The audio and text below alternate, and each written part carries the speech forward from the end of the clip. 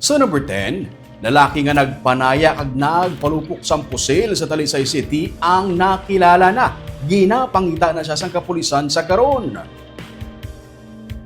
Mismo si Talisay City Mayor Neil Lizares ang nagsilinga ang lalaki sa viral video nga nagpanaya kay nagpalupok sang pusil sa Agrarian Reform Beneficiary sa Hacienda San Antonio sa may barangay 2 Hermanas sa Talisay City ang under probation sa kaso nga illegal possession of firearm kag threats. Ginmando sa alkalde ang full-blown investigation sa mga kaso.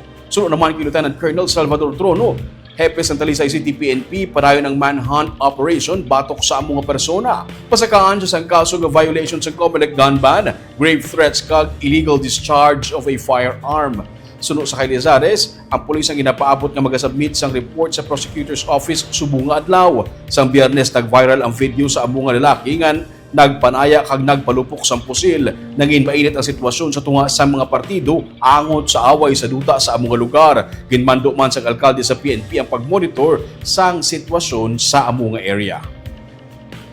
Sa nabalaan nato ng record, may mga pending case mo sa gali under probation at siya, no? Same case, illegal possession kag threat.